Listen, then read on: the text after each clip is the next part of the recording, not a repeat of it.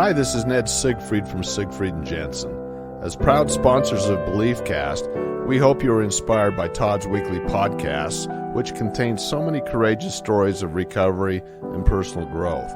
Remember, it's not what happened in the past that matters, it's what happens in the future. We invite you all to work hard and be optimistic about your future. Enjoy today's podcast. Welcome back, everybody. This is Todd Sylvester with the Todd Inspires BeliefCast. Thank you once again for tuning in. As always, the belief and trust you have in me with tuning in and sharing these episodes means the world to me. And I know it's not me, it's the amazing guests that I bring on. And I also want to give a shout out to our sponsors. You guys are fantastic. I couldn't do this without you. Siegfried and Jensen, Wasatch Recovery, Thread Wallets. You guys are the best. So I just want you to know how much I love you.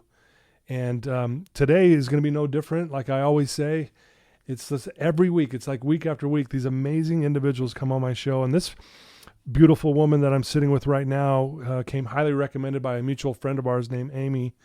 And so today we're joined by Mary Crafts. Mary, thank you for joining us. Thank you for having me. Oh man, it's my pleasure. And you guys are in for a treat today. A little background on Mary. She's the founder and CEO of Culinary Crafts. It's Utah's largest off-premise catering company. Yeah. That says something because there's a lot of them out there. From starting in my kitchen in my condo, yes, it's been a long haul. Boy, and we were talking about this. You've done this the old-fashioned way, which I'm so impressed with. You're a 21-time winner of the Best of State. You've been doing this for 35 years. You've had a cooking TV show. You have even catered to celebrities. You're involved in many nonprofits. You were recently Utah Business Magazine named Utah Business Magazine Woman of the Year. That is amazing. You also got the Hero Award from Silicon Slopes. In 2019, you summited Mount Kilimanjaro. Yeah, that's in Africa. Yes, that is in Africa. That is amazing. You're a mentor. You're an author of the Unbounded From Sorrow to Summit. You talk about hard life lessons. You have a weekly podcast called Crafting a Meaningful Life. You talk about letting go of fear. You talk about if you can't dream it, it doesn't happen. Create your inner badass. You're passionate. You're courageous. The list goes on, folks. And I just wanted to give you guys an understanding of who we're talking to with today. She's an amazing woman. And so, Mary, thank you for being here. My honor, truly. Yeah. Because the people who are listening to this, they are me. Yeah. And I am them. Nothing separates us, only an illusion. Yeah. And that's what I want people to know is that you just read off this kind of crazy list of accomplishments, But but for a few years, I walk where you walk. And I had an interesting experience just about a month ago. I was asked to come and speak, and I didn't know who the group was. But this is a woman who, when she has a group called Elevate, and when she asks me to come, I just go. Yeah. You don't hesitate. Right. And the moment I got in the car that night, I started feeling into this group. Like, I wonder who this group is. There's something about this group, and I just felt my heart kind of just being drawn into them.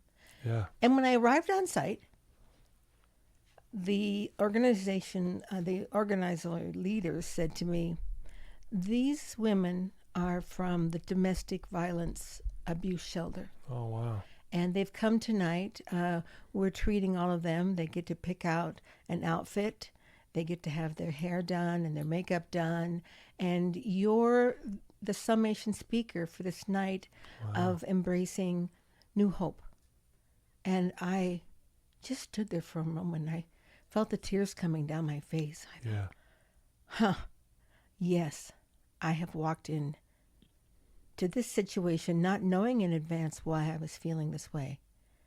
So when it came my time, I stood up and I said, there but for a few years go I. I stand here in front of you looking like this 69-year-old, very well put together person. But let me tell you, after I graduated from college as a social worker, I started the first domestic violence shelter in Utah County. Oh, wow. in the basement That's of amazing. a nursing home. Mm-hmm.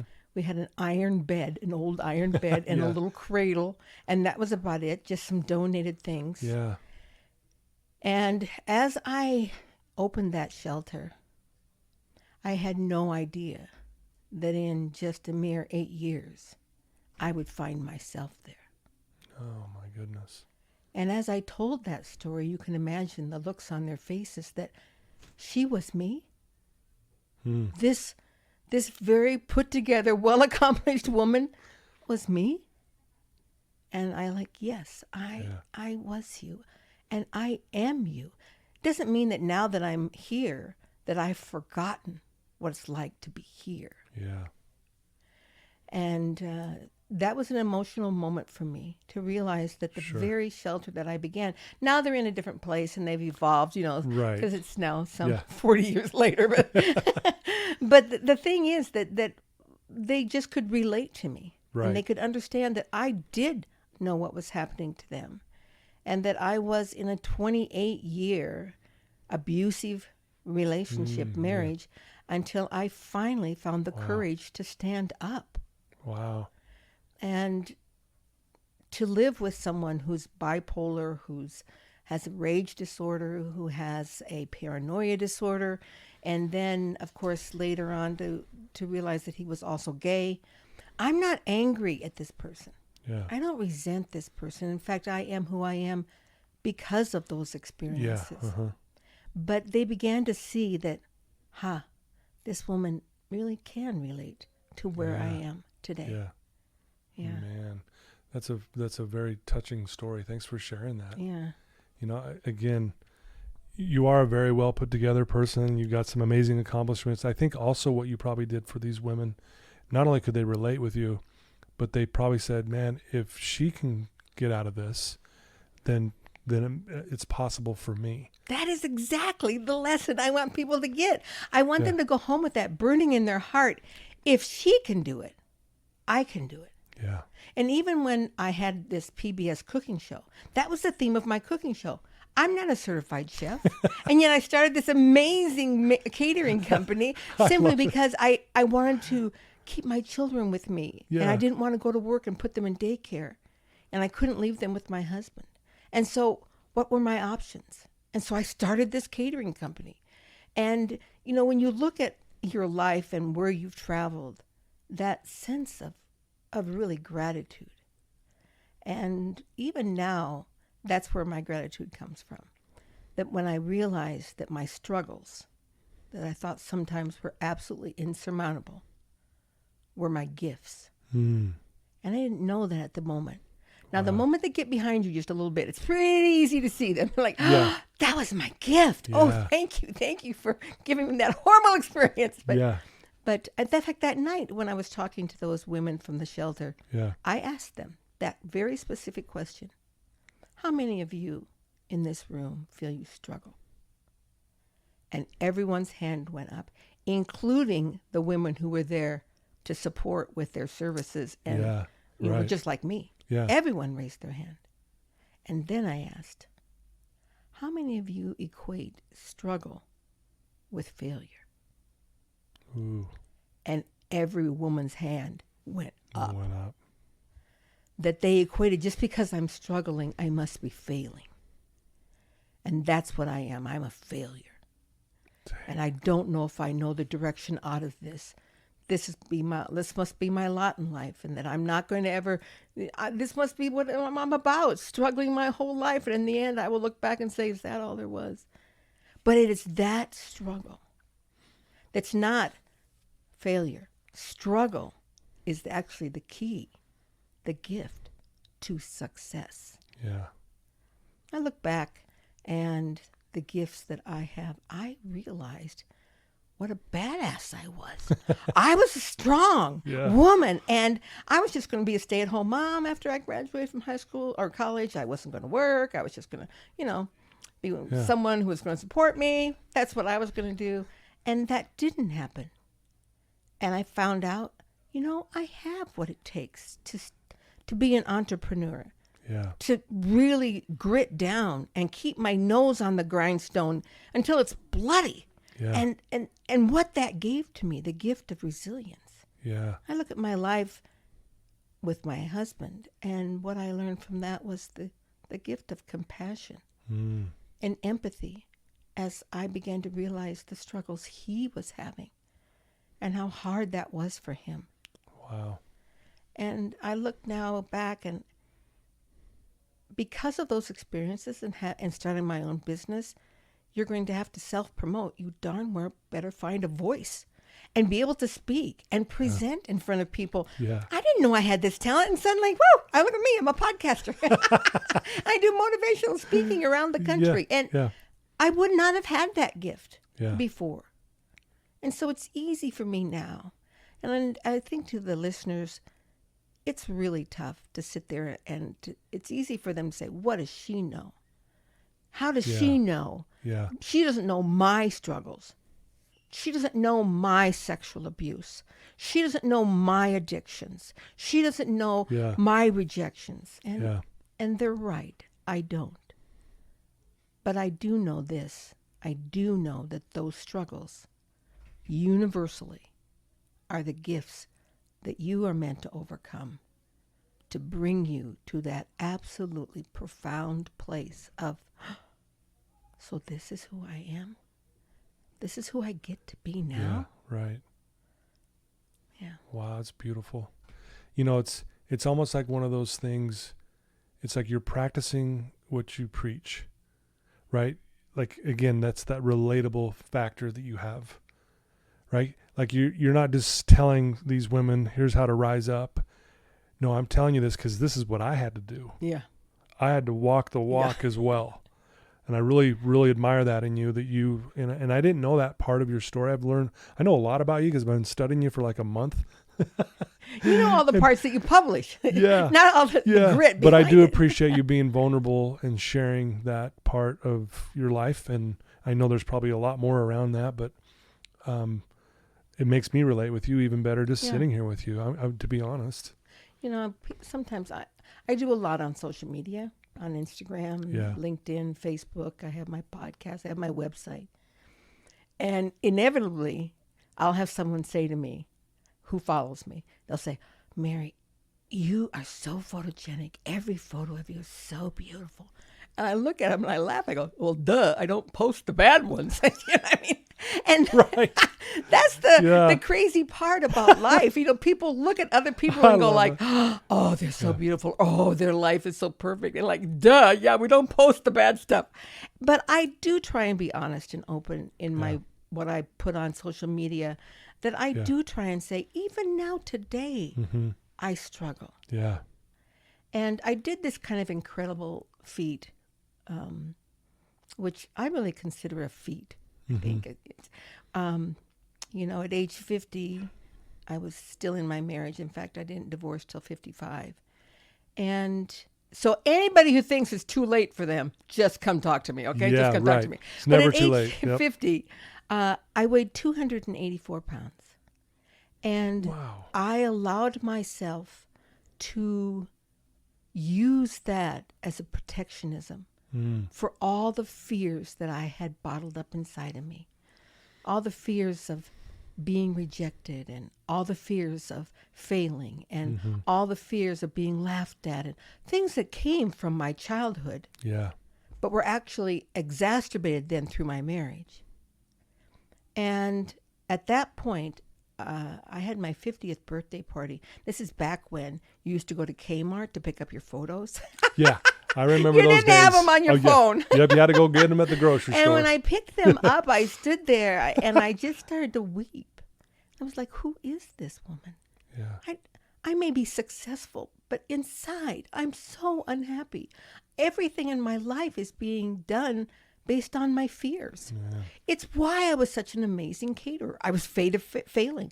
I was afraid of not pleasing somebody. I was afraid of being laughed at or rejected. And so I was like this ultimate caterer. But then you begin to realize everything that you do is around those fears. Yeah. And so I didn't know at that point how I was going to change my life. I just knew that I was. And it began with that desire. Dang. It began with that, I'm changing. I am changing. And so I just began to write down and keep track of my fears. Yeah. You know, like, and this is how I did it. So it doesn't really matter what your genre is. Yeah. The principles are the same. Whenever I would think about eating, I began to keep a journal. What were you feeling? What were you thinking about? And it was crazy to me. Like my palms would be sweaty. Really? Or I'd be nervous about something. Oh, let's see, I need to stop and buy a candy bar before I go do that. You know, it was amazing. Subconsciously, I was feeling these fears, and consciously, I was going to abate them by eating. By eating, yeah. And like, whoever wants to go to the gym at that weight? I was afraid of failing again. Yeah. And what I learned, Todd, is that all fears relate down to only one. There's really only one basic fear, and it's the fear that's been with us since childhood. And it is the fear of not being enough. Yeah. Yep. You know, I wouldn't be afraid of failing if I was enough. I wouldn't be afraid of being laughed at if I was enough. Right. I wouldn't be afraid of being rejected by people if I was enough. And unconsciously, you know, no parent comes into this life and says to their children, I'm going to start out by making my children feel they're not enough. We don't, Right. we don't Yeah, do we that. don't set out to do that, for sure. But inevitably we do, because I think some of it is that we have such high hopes for our children. We're push and push. That's not good enough. That's not enough. Push for better. You need A's. You need to do this. You need to do the, you know, play the piano. You need to, you know, don't wear that to school. But you know, you need to wear it. Wow. Oh my gosh. Are we unloading on our children? Yeah. And don't think I parented perfect either. Yeah. In fact, I often told my children, aren't you glad I'm in the plan? The plan is that I really screw up. And then you get to spend your life fixing it and becoming aware and waking up and achieving and finding that beautiful person inside. You're not out of the plan. Right. This is the plan. Yeah. And so when I began to make that change, it took me 6 years to lose half my body weight and to finally have the courage to go to the gym. And the thing is that along the way, we set goals. Yeah. Goals aren't enough. Right. Goals are what happens after you've done the other stuff. Yeah. And then people talk about intentional living. You have to be intentional about how you're going to live every day. I agree. Right. But that's still not the first step. Right. For me, the piece that really made it for me is I made a decision about 3 or 4 things that I was going to be committed to. And promises I made myself no matter what. And so it's, if you don't make a goal, you don't make a goal. It's just like, oh, I'll make a new one later. Yeah. And then if you didn't live intentionally one day, then you just say, I'm going to get back to my intentions the next day. But if you break a promise to yourself, those are much deeper. Yeah. And I've committed to myself to be my very best self. Yeah. What does that look like every day? So what are my intentions so I can be my very best self? What are my goals so I can be my very best self? I want that to be everyone's goal. Yeah. Being your very best self. And some days my best self is not good. Yeah. Right. I'm bringing my best, but it ain't much. You know what I mean? But some best days I can my do. best is amazing. Mm-hmm. And that's where I learned to let go of perfectionism. It wasn't about being perfect, but it sure is about being excellent at what you do. You know, our good friend Tiffany Peterson I love said, perfectionism is just covered up fear. Yeah. And I loved it when she said that. I'm like, man, that makes so much sense. Yeah. When you really analyze that, you're like, yeah, that's really where that's coming from. Yeah. I'm trying to prove to myself and everyone else, look how good I am. Look how good I am. And then we don't quite hit it. And then we beat ourselves up and go, see, I'm not enough. Yeah. And sometimes people can recover quickly. Mm-hmm. Sometimes they don't. Right. And then they slip down to an even lower spot and recovery comes harder. Yeah. So I think that begs then the question of, well, how do I not slip down? Mm-hmm. And It's a great question. it does come down to learning to love yourself. That is such an easy phrase to say Right. and much harder to do. And so I'm going to share with you something I've yet to share with anyone because it just happened to me 2 days ago. Wow. And here it goes. Okay. I was listening to a podcast by Oprah Winfrey, and she was talking about loving yourself. And that's kind of one of her, mantras, her bandwagon. For sure. And she talked about loving yourself at every stage. And I have always been like, it's okay that I didn't love myself back then. I mean, really, who could? That was the thing. As long as I love myself now. Yeah, right. But as she was talking, I walked over and turned off the podcast and just sat there. And I thought, can I go back and love that woman who I've worked so hard to move away from? Yeah. Can I go back and embrace her? What would that feel like? Yeah. And I sat there and I closed my eyes and I began to envision her. And I began to feel such gratitude. Yeah. And I found myself out loud saying, thank you. Thank you for going through all that stuff. Man, yeah. Thank you for... And I put my arms around myself and I could actually feel my old self with all those rolls of fat and all that horrible, piece that I worked so hard to get rid of. And I just thanked her so much. And thank you for sticking it out and learning those hard lessons. And thank you for finding the beautiful part of you. And I began to see all the pieces along the way and for the first time in my life, at 69, keep this in mind, I began to feel love for that woman who walked the path and thanked her. Wow. Wow, what a transformational moment for you. It was. Man. And just 2 days ago. 2 days. Thanks for sharing that. Well, man, I want to jump back just a little bit. There's so much. I'm sorry. No. No, this is beautiful. This is great. You mentioned, you keep mentioning that these tough times were gifts. And someone listening to this right now who's in the thick of it, like you mentioned, it's hard to see it when you're going through it, right? Absolutely. What could we tell that person right now? Like, because I'm a big believer of what you're saying. I always tell my clients, life happens for you. Not to you. Not to you. Right. Like, I'm talking to you today, Mary, because I took a drink at 11 years old. Yeah. Seriously, when I look at that, that's honestly why I'm sitting here with you. And I could break it all down for you. But going through it at the time, I had no clue. And it's tough when you don't see, through the thick and the weeds and all that stuff. So what would you say to that person? It's like, I'm in the thick of this, Mary. What do I do when I'm going through it? So your mode of operation was drinking and alcohol. Mm-hmm. Mine was eating.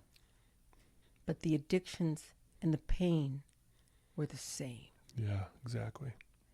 My addiction, no different than yours. Mm-hmm. My need to find comfort. My need to find acceptance. My need to find some place where the pain would go away. Yeah. Same. And when you are in the middle of it is the toughest time.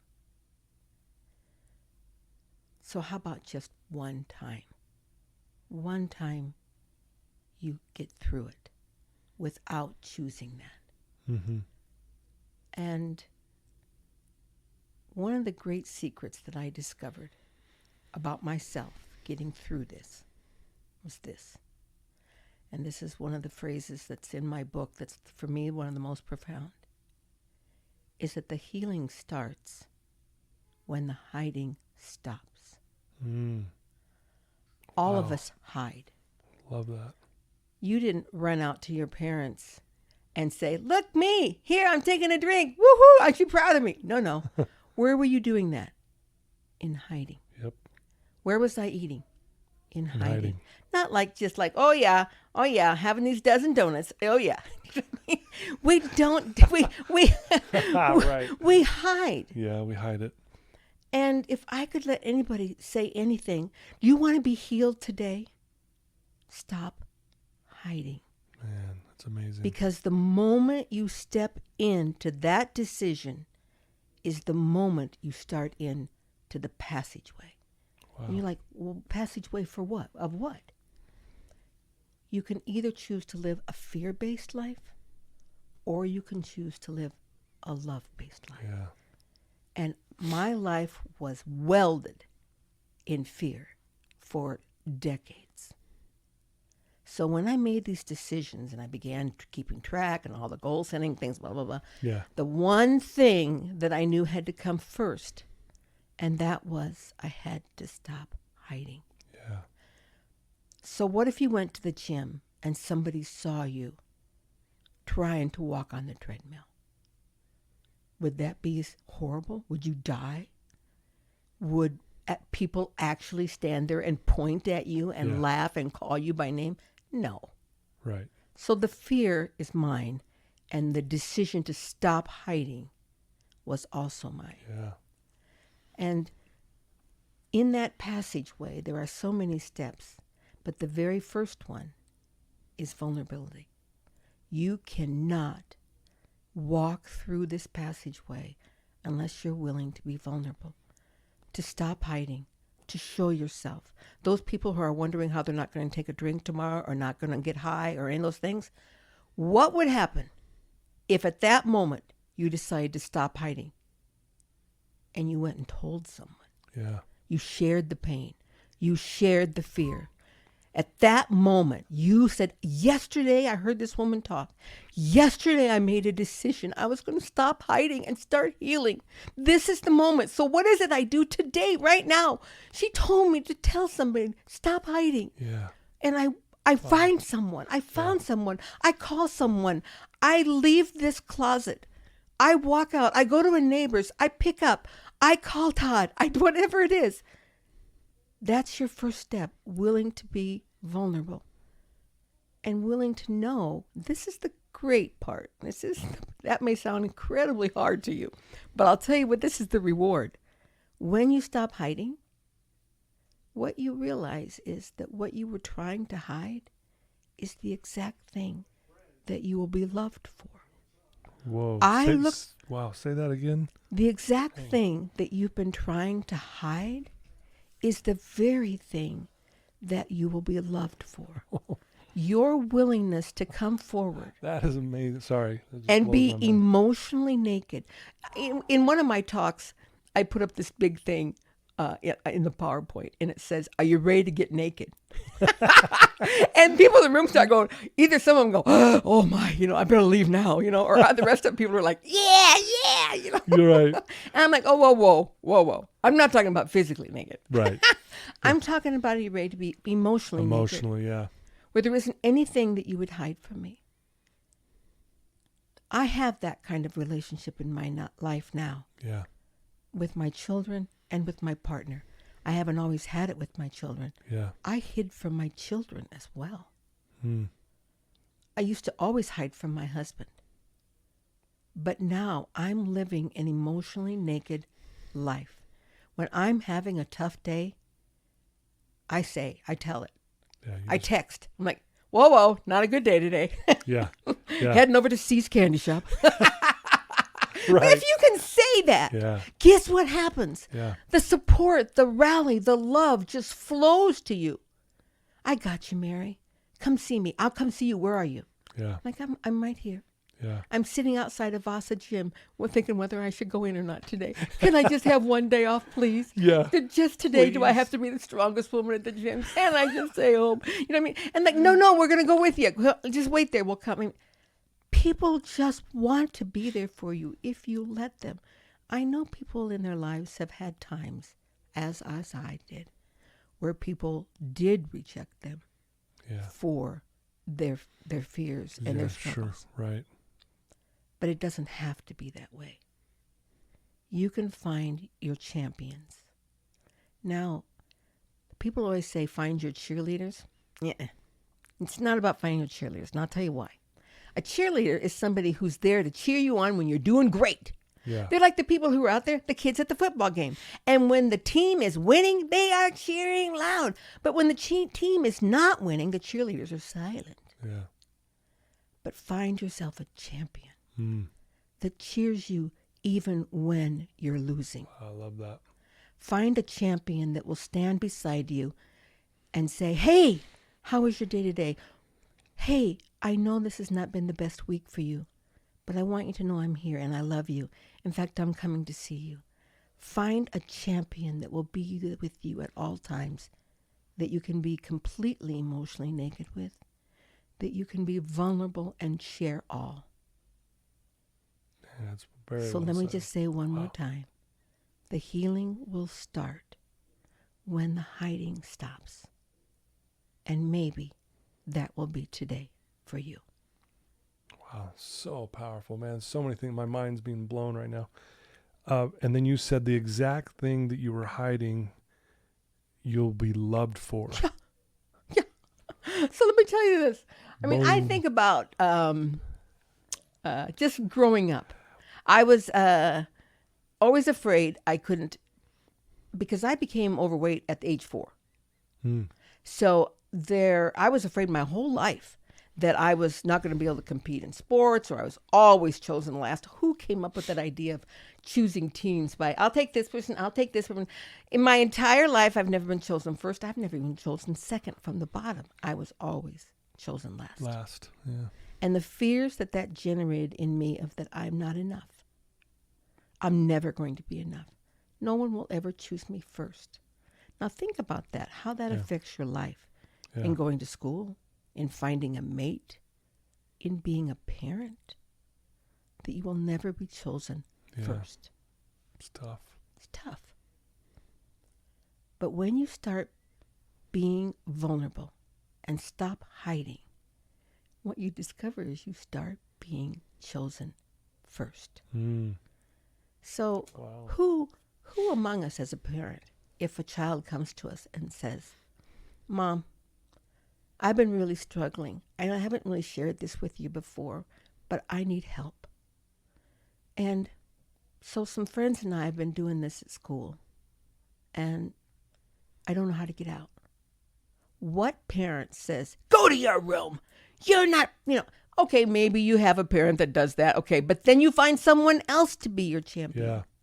But to be honest, most parents, when they yeah. hear that, respond to that, because we respond the fastest and the most pointed when you hear honesty, Right. when you hear people sharing their hearts. Yeah.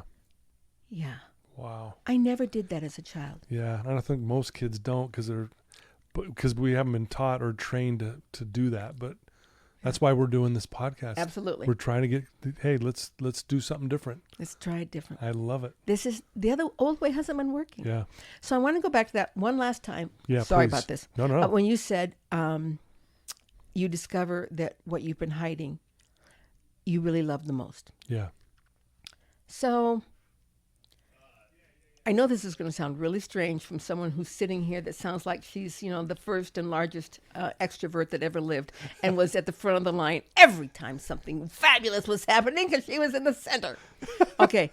But that was really just, I'm that introvert, masquerading as an extrovert. Yeah. And so in my company, I had to develop some of those extrovert to be able to, market and talk to people and sell my company and all those sort of things. And then you have these opportunities to network, to attend different events. And I would always accept the invitation, say yes, check.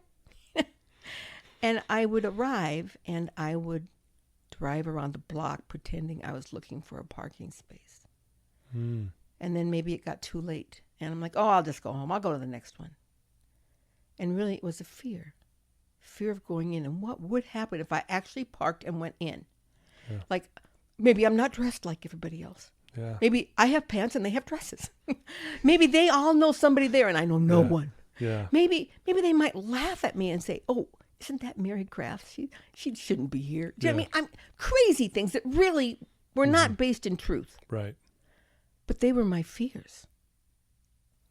And so one of the key things I did, and I would like every single listener to do this. So it doesn't matter who you are, how old you are, doesn't matter what gender you are, doesn't matter what your addictions are in life. This is it, and it's going to change your life. So one thing I decided I was going to do was I was going to put a Post-it note on my mirror that I would look at every morning, and that I would have to be accountable to that Post-it note, which was really accountable to me. Yeah. And the Post-it note said simply this: what would I do today if I were no longer afraid? And as I would look at that Post-it note every morning, I would say, you know what I'm going to do today? I'm going to go to the gym. Yeah. I'm going to get on that treadmill. I'm going to walk 15 minutes at 2 miles an hour. You know what I mean? I'm going to get it done. 2's better than 1 mile That's an hour, right? And when I would come, I would say to them the same thing every single time I would flash my key code to get in. I would say, 15 minutes of something is better than 2 hours of nothing. Right. And I would go. The first time I had one of those networking events, and I'd put this Post-it note up there, I looked at that and I said, what would I do today if I were no longer afraid? Jeez. And I said, you know what? That's powerful. I would go into that networking event in the first parking space I found. I would walk right in. If I wasn't afraid, I'd walk up to the first person and I would emotionally get naked and say, hey, this is my first time. Where do you get those name tags? Or is there a program? Hey, where'd you get those drinks? Or, so how does this run? This is my first time. Or I'd start initiating. And what's your company? It says down there you're from blah, blah, blah, And I would begin the conversation. Who says I have to wait for them? Right. People, I'm only afraid because I'm waiting for people to reach out and touch me. Hello? If I weren't afraid, what would I do? I would reach out and touch them. What a novel idea. Oh, yeah. What a novel idea. And I had lived at the base of Timpanogos since I moved to Utah in 1972. I never thought I would reach the top. I never thought I would even try because it was something, beyond me. I wasn't enough to ever go up there. And then I'd set a goal. September 13th, I was going to climb Tim. And when I got up that morning and looked outside and I looked up at the mountain, I was like, it snowed. What the heck? It snowed. And so then I got to use one of my other coping mechanisms, which was excuses. Oh, well, I can't go today. It snowed. I mean, who would really expect me to go? Really. I wasn't planning seriously, on the snow. that was like, I don't know what they were thinking when they made it snow up there, but I certainly can wait, right? And I walked then into my bathroom, looked at my mirror, and it said, what would you do today if you were no longer afraid? And I said, I would climb that mountain. I would climb that mountain. And so I did. And when I heard someone talk who had climbed all 7 major peaks in the world and sailed all of the 7 peaks. Martin I've had him on my podcast. And He's he amazing. spoke to a board meeting that I was in. He came and sat next to me afterwards, and I said, Martin, I was 60 at the time. I said, Martin, I've lost all this weight. I've become so fit. I feel like I need to do something that puts my stake in the ground. Yeah. That says, I have done this. And so I don't even know what in the world I could possibly do, but I feel like I want to do something. He turned and looked right at me without a moment's hesitation. He said, Mary, you shall climb Kilimanjaro. What? At that point, what? I'm like, oh my gosh, don't be ridiculous. I'm already 60. And he goes, how long do you need to get ready? I said, I don't know, 5 years. And he goes, you want to be 65 when you go up there? And I went, well, I'm going to need a long time. I'm not ready for such a big thing, And I began to doubt and fear come right back. And he said, I'll touch base with you now and then, and we'll see how you're doing. I'm like, okay. So the very first thing I did is I went home and told everyone I knew. I put it on my Instagram, my Facebook. I told all my friends. I told all my family. Because the more people that know about your goal, the more support group you have. You're going to get more accountability. And people would stop. I would so I told people, and I would tell them again and again, I'm climbing Kilimanjaro, And so they would begin to ask me, how's Kilimanjaro training going? Oh, yeah, it's coming, But I was kind of like, I'm afraid to start the training because that means climbing. And I don't like to hike. I've avoided it my entire life. I have great coping skills to avoid hiking. Sure, yeah, right. And finally one day I thought, I have to go hike somewhere. This is before Timp. And I thought, and then I went out and did this little hiking. I came home, I posted and I said, it's the best kept secret in the world. Hiking is just walking outdoors. Oh my gosh, this is amazing. And I have been a hiking advocate ever since. I bought my first pair of hiking boots, and I would be driving along down in Capitol Reef, and I'd say, I wonder if I can get to the top of that. And I just stop, and it's like, yeah, I'm going up. Oftentimes I get to the top, I'm like, okay, how do I get down? Because going up is much easier than coming down. Yeah, right. Oh, because you're man. just climbing, and your hand fist kind of thing. When you're coming down, there's less hand fist. It's just coming down. Yeah. And you see where you're going down. And, Yeah. But I mastered that skill, and at age 65, 1 week before my 66th birthday, I summited Kilimanjaro. That's amazing. And this is what I can tell you about that. That it was a summit for me. But it's not the summit that matters. It's the journey. And it's not the summit that matters even now to me. It's the additional summits that I have now, still in front of me. Yeah. And sometimes I would be there on the mountain and I would just like scream at the mountain. My group that I went with, I didn't know any of them. I went by myself. And they were all together, and then it was me. They had climbed Rainier and Denali and some Everest, and they were master climbers. And then there was me. So they were always ahead of me. And I was always by myself, except for my one African guide that didn't speak much English. And so many times I would just like yell at this mountain. I would say, in Utah, people like me. I'm really somebody in Utah. And you just treat me awful. You just like making it so hard for me. Can't we just, just a lot of crying. And I faced those fears that I thought I had overcome again, that I wasn't enough. And every time I would get to that point in the mountain, I would say, not today. Not today. Yeah. Today, I'm going to master this fear. And I learned not to be afraid to say something. I don't think I can make right there by myself. Can someone help me over this ravine? Being willing to be vulnerable, to stop hiding, to ask for help, to find my champions. It was one of the greatest things. And that's, I use a lot of the stories in my book about the metaphors of what it was like to climb Kili. Yeah.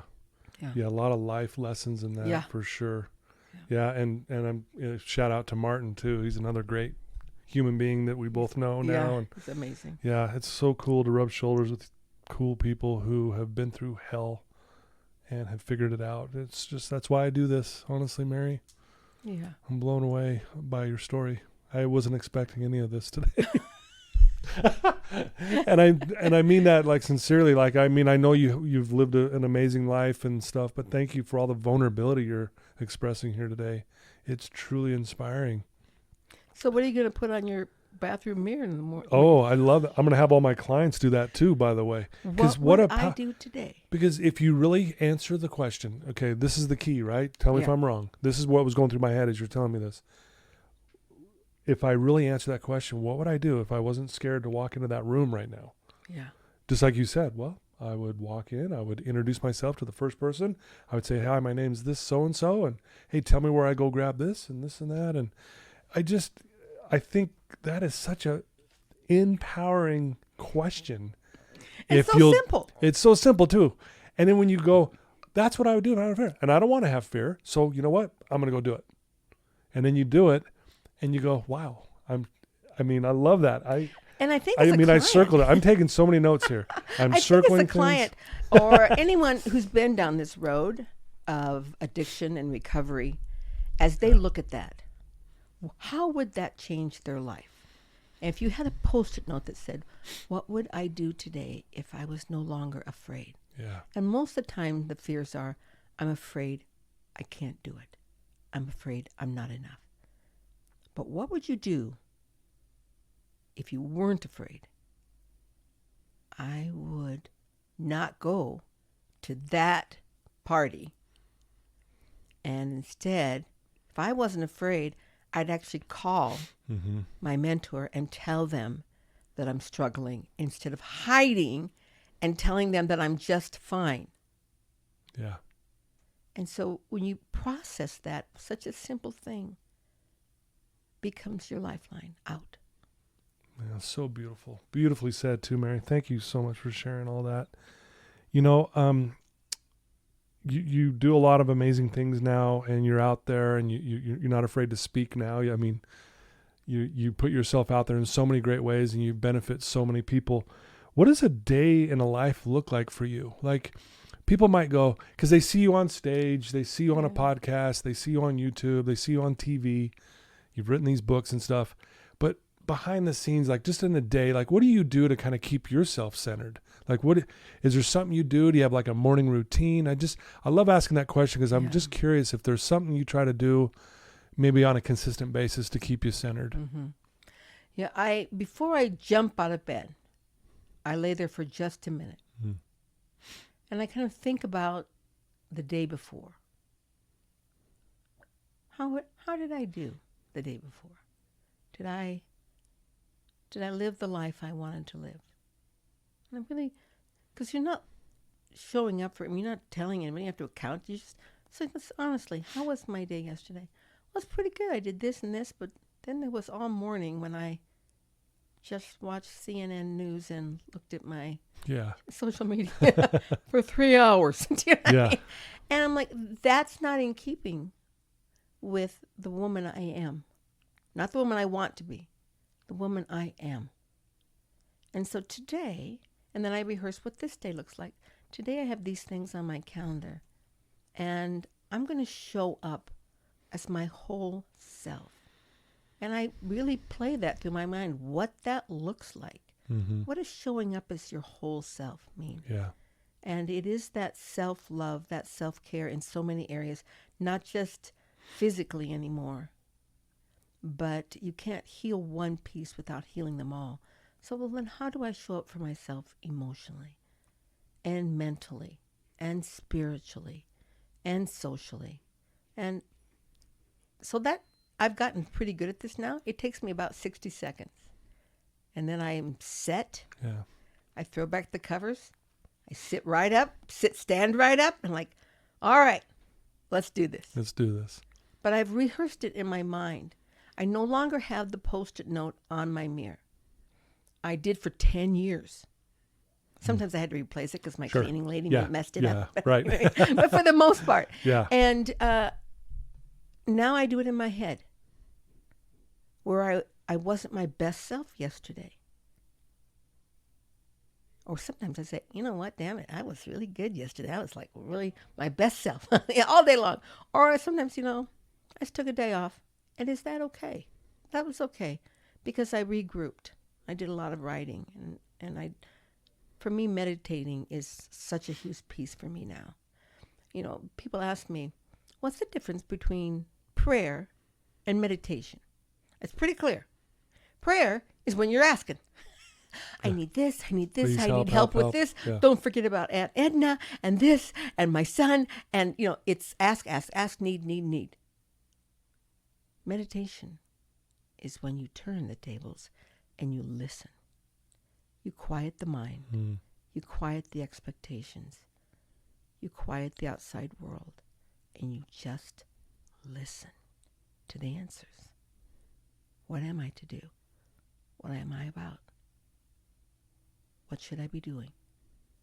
Not should, but what do I get to do? Yeah. For me, one of the key pieces is this is back, a few years ago. Remember the phrase step in or lean in was always popular. Lean into it, lean into it. And every time I would hear that next day in my meditation, I would hear, never lean in, only step in. Step in today, Mary. Step in. That. And allow life to envelop you. Allow the goodness of this universe to support you. Allow all that you are to shine. And if you're just leaning in and looking around, none of that happens. Yep. You have to step in. Mm-hmm. I've stepped in big time now. Yeah. And I was talking to a company in San Francisco called Big Speak, and they represent Yeah. people. Okay. Yeah. And he was like, I see you're 69. How long do you plan on speaking? On the big stage. And I said, I don't know. You have to tell me. What is the power of a 90-year-old badass walking out on the stage and saying, let's do this? And she said, okay, I get it. I love that. Yeah. Yeah.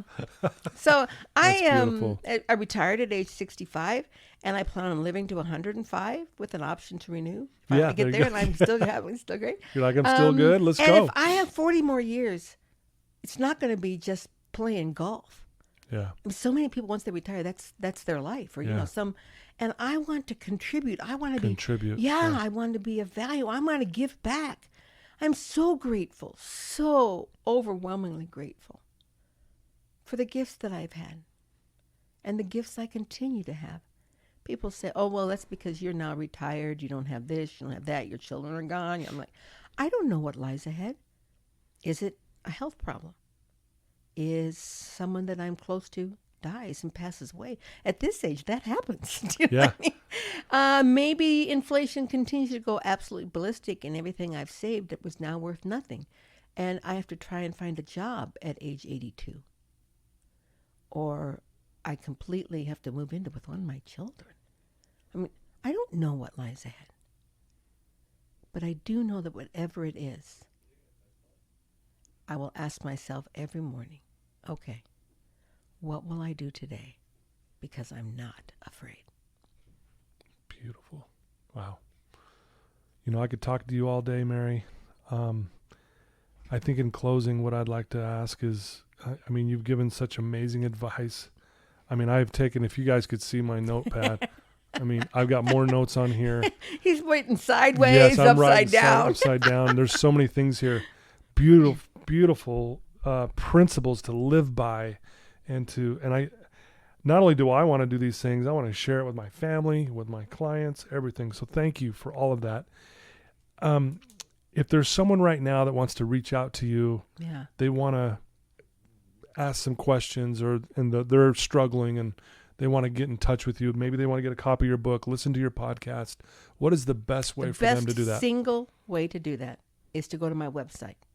I'm going to tell you a secret about my website that I don't normally tell people. Okay. Because I'm not sure I want the world to know. But here you go. Here we go, and folks. This group Grab will your now pen. know.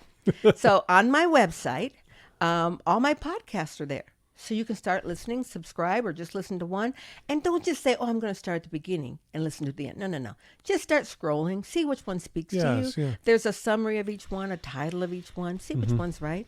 About 2/3 of them I have a guest, and about 1/3 of them are me alone with you. Just sharing what I've learned in my heart and encouraging you. Yeah. So there's the podcast there. Then there are the links to my social media so that you can follow me. Then this is the part. And my book, the link to where to buy my book on Amazon is there. Great. But this is the part that most people don't really realize. Okay. Is that this, when you go to the contact page, it's my cell phone. Well, there you And go. it's my personal email. So if you really want to reach out Yeah, and you feel there's something I have to offer for sure. or a question, Yeah. yes, I'm here. Yeah. And I'm here for you Yeah. because you are me and I am you. Wow. Beautifully said. And it's marycrafts.com. No, well, it Is was that right? going to be until just before I retired. A clothing company in Florida took marycrafts.com. You're kidding. I'm like, what? You're like, what's the deal So here? I added the Inc. Incorporated. So it's Mary Crafts Inc. INC. It's not INK. I'm not doing tattoos. Mary Crafts Inc. INC. I love your .com. humor. I love your humor. And I'll put that link in the show notes so Yeah. people can get to you easily. And thank you so much for taking some time with me today. And again, your vulnerability is inspiring. So, but what did I tell you was the key? My vulnerability is the key. It's what I'm telling everyone on this show. Right. The healing starts when the hiding you stops. stop. I have nothing to hide from you. You guys hear that? Write that down. Write that sucker down now. I'm telling you, beautiful. Yes, I love that. And then the exact thing you're hiding is going to be the very thing you're going to be loved for. Absolutely. That really hit me, because I was hiding my drug addiction. I was hiding that. And now, I open it up, and that's what I'm loved for because of what I've been through. And it just blows my mind. Yeah. When you said that, I'm like, hello. I didn't realize that. Yeah. Well, this has been a lot of fun. And like I said, so many people speak so highly of you. We've got a few mutual friends that just think the world and of Martin, you. I didn't know. And Martin too. Yeah. And so shout out to them, Martin, Tiffany Peterson, and Yeah. Amy Chandler. We love you guys. Mary's amazing, guys. I told you we were in for a treat today, and it has been nothing but that. I want to challenge the listeners to obviously listen to this, and you are listening to this if you're hearing me, but share it with someone that you know that's struggling. And here's why, and I say this a lot, because a lot of times it's hard to break the ice with someone who may be struggling. Like, what do I tell them? What do I say? Share this episode with them, send them the link, and then follow back up with them. Hey, what'd you think of what Mary said? Yeah. Just do it. And it opens up a dialogue. Because I'm telling you, they're going to have nugget after nugget after, oh, Mary said this and this and this. And then it gives you a chance to connect and communicate and bring them out from hiding. Yeah. Love and that. all these principles are in my book. Yeah. It's a short read. It's only 149 pages with photos. And you can see a photo of me at 284 It's scratch and sniff, and it's all everything, pop-ups. And you can buy it on Amazon, but really these things are in there. Yeah. And so it makes a beautiful gift for anybody that needs to have that carried with them in their backpack every day. Absolutely. As a reminder. And Yeah. put a Post-it note inside for them that Yeah. says, what would you do today if you weren't afraid? We're going to end on that because that's so beautiful. There you go, folks. Mary Crafts, everybody. Please check out her website. Please reach out to her. Ask her anything. She has nothing to hide, so you can get really vulnerable with her. If you got something you're hiding, tell her, and she will help you, and she will point you in the right direction. You can also, you can do that with me as well, and I will direct you to Mary at the same time. So I love you guys. Love you for the belief in me and tuning in week after week after week. And Mary, one last thank you. You're an amazing woman.